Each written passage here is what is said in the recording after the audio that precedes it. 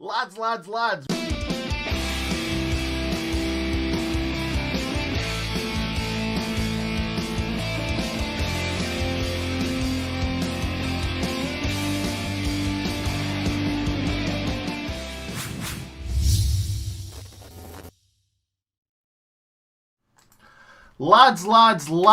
welcome back to another match preview live on the channel. We are obviously here with our main man, Hal. How are you doing today, Hal? I'm excellent. You know, I've even got the Matchday programme ready for this game. Hot off the press. I'm loving that shirt as well, mate. Thank you. It's my favourite. It is pretty decent. It's kind of a little bit before my time. Do you remember us playing in that shirt?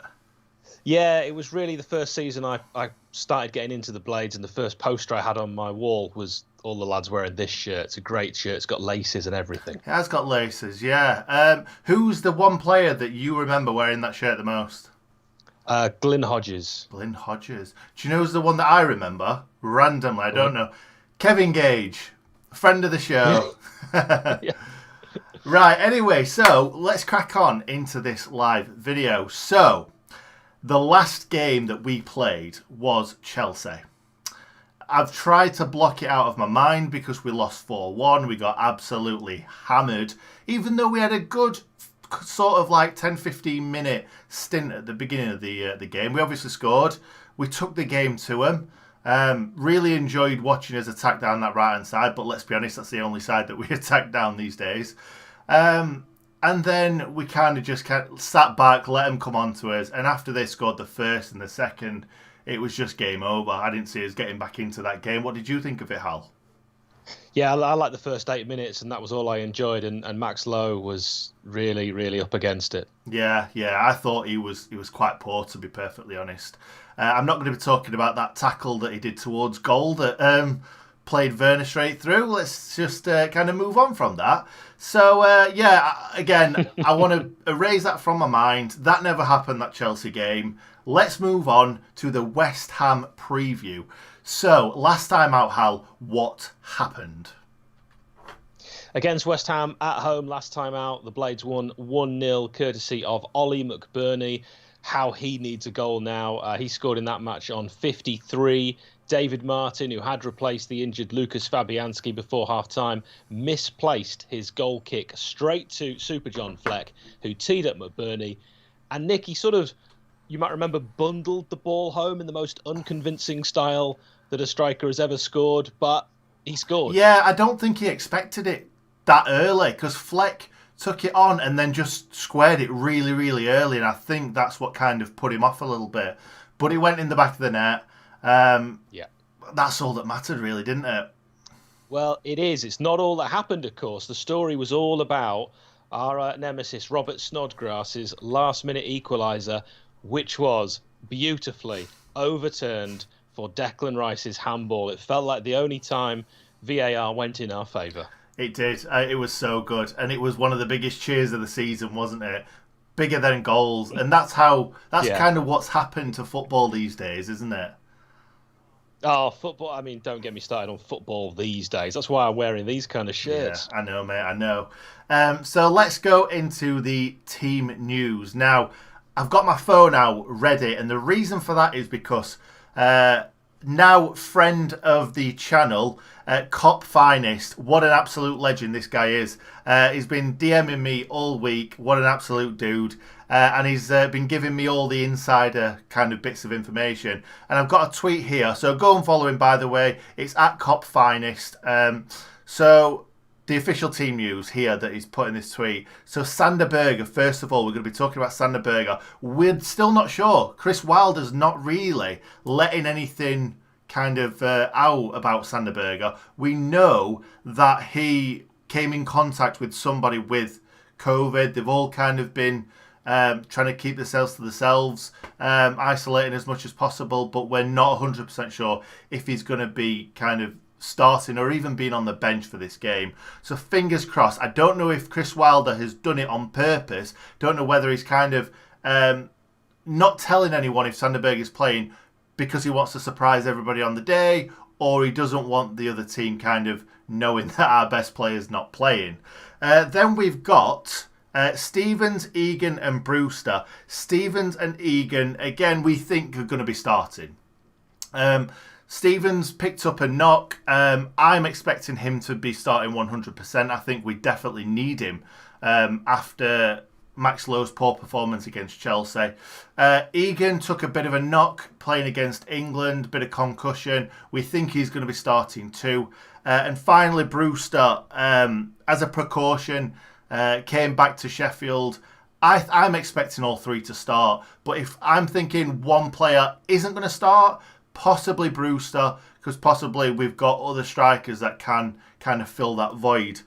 Finally, let's talk about Moose and Fleck, because I am lads. I don't know about you, Hal. I am so excited for Moose and Flecky to come back. Fleck, yeah, we've been needing him. We've been absolutely desperate for Fleck back, but we don't want to rush him, do we? We don't want to rush him. Absolutely not. He's too important. He's integral. He, of course, created the assist last time we played West Ham at home. Yeah, exactly. He took it off the lad and squared it to Ollie. Obviously, Moose, maybe not as crucial, but it would be good to kind of bring him on 15 minutes to go, try and kind of frighten the life out of their team, because we know that's what he's good at. So that is the team. I'll quickly run through our predicted lineup and then I'll let Hal talk about the Chelsea team. I'm expecting West Fodder. No, I'm joking. I'm expecting. I had to do that. I'm expecting Ramsdale in the goal, George and Ender at left and right wing back, Basham, Egan, and this is where we're going to struggle. I'm not sure whether it's going to be Ampadu or Jack Robinson. I would go personally for Ampadu, but I think then you've got to play Ollie Norwood, haven't you, at defensive midfield. So Ampadu could also play defensive midfield. We're not too sure, but I would like to see Ampadu at the back. But like I say, could easily be in the midfield. Then I would like to see Ollie Norwood defensive midfield. Hopefully Sander Berger on the right hand side. I'm gonna say it's a toss up between Lundstrom, Osborne and Fleck, obviously. Obviously, I'd like to see Fleck, but if it means rushing him back, I don't think it's worth it. And then finally, again, it's a toss-up. Is Brewster going to play? Is Didzy going to start? Is Ollie McBurney going to start? I think they're the only three options for our two up front, so it's going to be one of those. It's two of those three, sorry. What do you think he's going to go for, Hal, from... Well, you can always see what I think the day before every game on Twitter at Sheffield United Way. I've put my predicted lineup on there, so you'll have to head there to have a look. Yeah, all the socials are down at the bottom of the screen right now. So go and follow us. So, Chelsea team news, Mr. Hal Stewart. Or even West Ham. Oh, God's sake. West Ham. I said that I got rid of Chelsea from my brain. I've obviously not, have I? So, let's move on to West Ham. Yeah, I can't face Chelsea again. The Hammers did well to bounce back from a 2-1 loss to Liverpool, with the team beating Fulham in the local derby as well, thanks to Souček's late goal. If you saw our opposition view, you'll know what we think about Souček. Andrei Yarmolenko set to miss our game. He has tested positive for COVID-19. We wish him well. It was while away with the Ukraine. I already mentioned our nemesis, Robert Snodgrass, has only played 1 minute for the Hammers this season, but could be involved and will most certainly be at least on the bench. I expect Lucas Fabianski to play a goal with Kufal, the new right back, Diop, Ogbon and Cresswell as a back three, Masuaku as the left wing back. In midfield, Declan Rice, Souček, we've already mentioned, will likely continue that kind of engine room area. Side Ben Rama may well get his first start following a summer move from Brentford with Jared Bowen on the opposite flank. And Haller is probably going to lead the line. It depends if Antonio passes a fitness test. Very strong side though, isn't it? It's certainly stronger than I would like it to be. Yeah, two of those players that you've just mentioned, two very, very extremely good Championship players that have come up in Ben Rama and Jared Bowen. I'm massive fans of both of those two. Yeah, you could argue that Aaron Cresswell, another from the Championship, he is a left-back by trade who's currently playing at centre-back, and we know all about that. Yeah, definitely. Right, so score predictions. I'm going to go in this... No, I'm going to let you go first, Hal. I'm going to let you go first. All right, 1-0 Blades, Ollie McBurney. I'm going to agree with you. I am going to agree. I think, yeah, I think the only way we're going to win this game is by an odd goal and shutting them out. I think we've got to start not conceding goals. I remember Stevens in midweek getting kind of asked, "Is this kind of a new start to the season?" And he kind of said yes, but we've got to remember what's happened in the previous games. So yeah, fingers crossed. We just need a win, don't we, mate? We just need a win. Yeah. Project Restart. I've heard others dub it, and I absolutely agree with I like that. So let's move on to memorable matches, Hal. Yeah, for me, I'm going all the way back to the 3rd of January 2005, a game I took in at Upton Park, where Sheffield United beat West Ham 2-0. And this was a real surprise at the time because West Ham were riding high in the league. They were 6th, we were 5th. And of course, going away from home, you never know what you're going to get. But Thomas Repka, who was known as Thomas Redcard, scored an own goal after 40. And then Lee Bromby scored on the hour. And we pulled off a really surprising victory against a very, very strong West Ham side. So that was particularly memorable. They had the likes of Bobby Zamora, Marlon Harewood, Rio Coker, Etherington, Chris Powell, Hayden Mullins. Yeah, it was a strong side. Whereas we had Danny Cullip and Geary and Andy Gray and Andy Liddell and Alan Wright, Danny Cadamartri. It was a surprising result, but I really enjoyed that game. I'm really surprised that you didn't go for the 3-0 in the Premier League season. I think a lot of other people would have. I could have gone with that. The only reason I didn't pick that is a season that ultimately ended in failure, and that result didn't keep us up, which, of course, at the time, we were so far ahead of West Ham after that result, it looked like it was going to, and I don't really like thinking about that entire season. That's why. No, I know what you mean. Yeah, that we thought that we were up. I thought we'd stayed up by beating them 3-0, which we should have done, really, shouldn't we? But anyway... we just needed another win after that. Yeah, pretty much. Anyway, let's crack on from that. I don't want to think about that either. That's another season that I want to erase from my mind. So, player connections, mate. Do you want to go first? I'm going to go with Wayne Quinn. Yeah, boy. Yeah, I'm liking that. I've got him on my list too. Wayne Quinn. Can I... I thought you would have done 03-04 on loan from Newcastle. 22 appearances he made for the Hammers, and of course had 2 stints with the Blades. Yeah. How many have you got on your list? Have you only picked 3, or have you got more on your list?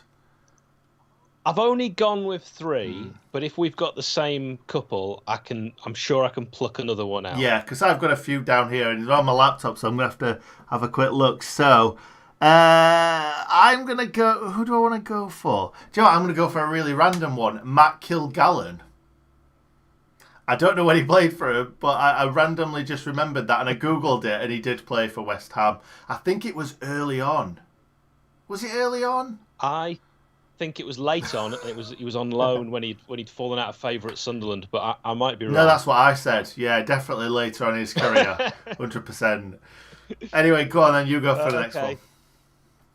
I'm going to go with Brian Dean. He joined the Hammers from Leicester, also in 03-04, same time as Wayne Quinn. 26 appearances, 6 goals. Dino then went back to Leeds for a second stint. He's been everywhere for a second stint, old Dino.